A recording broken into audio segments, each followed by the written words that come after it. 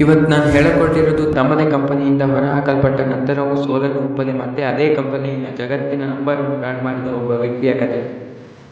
ಆದರೆ ಅದಕ್ಕೂ ಮುಂಚೆ ಒಂದು ಚಿಕ್ಕ ರಿಕ್ವೆಸ್ಟ್: ಇಂಥ ಇಂಟ್ರೆಸ್ಟಿಂಗ್ ಇನ್ಫಾರ್ಮೇಷನ್ ಇಷ್ಟ ಆಗ್ತಿದೆ ಯೂಟ್ಯೂಬ್ನಲ್ಲಿ ಸಬ್ಸ್ಕ್ರೈಬ್ ಮಾಡಿ ಮತ್ತು ಇನ್ಸ್ಟಾಗ್ರಾಮ್ನಲ್ಲಿ ಫಾಲೋ ಮಾಡಿ. ನಾನು ಹೇಳ್ತಿರೋದು ಸ್ಟೀವ್ ಜಾಬ್ಸ್ ಬಗ್ಗೆ. ನೀವು ಸ್ಟೀವ್ ಜಾಬ್ಸ್ ಅವರ ಕಥೆ ಕೇಳಿದ್ರೆ ಐಫೋನ್, ಮ್ಯಾಕ್ಬುಕ್, ಐಪ್ಯಾಡ್ ಮತ್ತು ಆಪಲ್ ಬಗ್ಗೆ ಖಂಡಿತ ಕೇಳಿರ್ತೀರ. ಇವೆಲ್ಲದರಿಂದ ಇರುವ ವ್ಯಕ್ತಿಯೇ ಸ್ಟೀವ್ ಜಾಬ್ಸ್.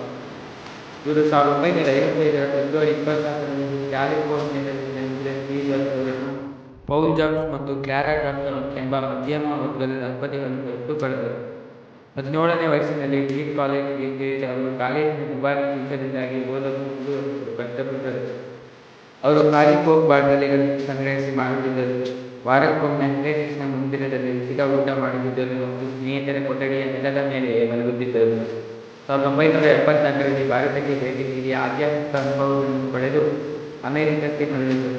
ನಂತರ ಡೀನ್ ಕಾಲೇಜಿನಲ್ಲಿ ಕಲಿತ ಚಾರಿತ್ರಿಕ ಜ್ಞಾನ ಮತ್ತು ಮೆಕ್ಸಿಕೋಸ್ ಕಂಪ್ಯೂಟರ್ ಸುಂದರ ಫಾಂಟ್ಗಳಿಗೆ ಅಡಿಪಾಯವಾಯಿತು. 1976ರಲ್ಲಿ ತಮ್ಮ ಸ್ನೇಹಿತ ಸ್ಟೀವ್ ವೋಜ್ನಿಯಾಕ್ ಜೊತೆ ಸೇರಿ ತಂದೆಯ ಗ್ಯಾರೇಜ್ನಲ್ಲೇ ಆಪಲ್ ಕಂಪನಿಯನ್ನು ಆರಂಭಿಸಿದರು. ಅವರ ಹೊಸತನದ ಆಲೋಚನೆ ಮತ್ತು ಕಠಿಣ ಪರಿಶ್ರಮದಿಂದ ಆಪಲ್ ವಿಶ್ವದ ಪ್ರಮುಖ ಟೆಕ್ ಕಂಪನಿಗಳಲ್ಲಿ ಒಂದಾಗಿ ಬೆಳೆಯಿತು. 1985ರಲ್ಲಿ ತಮ್ಮದೇ ಕಂಪನಿಯಿಂದ ಹೊರಬಂದರು. ಅವರು ಸೋಲನ್ನು ಒಪ್ಪಲಿಲ್ಲ. ನೆಕ್ಸ್ಟ್ ಮತ್ತು ಪಿಕ್ಸರ್ ಮೂಲಕ ಹೊಸ ಪ್ರಯಾಣ ಆರಂಭಿಸಿದರು. 1997ರಲ್ಲಿ ಆಪಲ್ಗೆ ಮರಳಿದ ಅವರು ಐಮ್ಯಾಕ್, ಐಪಾಡ್, ಐಫೋನ್ ಮತ್ತು ಐಪ್ಯಾಡ್ ಮೂಲಕ ತಂತ್ರಜ್ಞಾನ ಜಗತ್ತನ್ನೇ ಬದಲಿಸಿದರು.